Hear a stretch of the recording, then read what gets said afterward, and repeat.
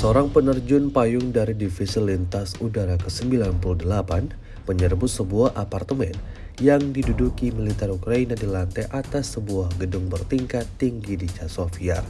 Tentara itu masuk ke dalamnya dari ruangan yang berdekatan melalui pintu tipis yang terletak di antara balkon yang hancur. Pada saat yang sama, ia juga melancarkan tembakannya. Aksi ini terbilang membahayakan nyawa tentara Rusia tersebut.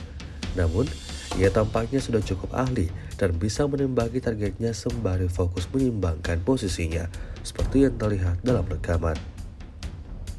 Rekaman yang diunggah pada Senin 8 Juli 2024 ini kemudian viral dan mendapatkan beragam respon dari warganet.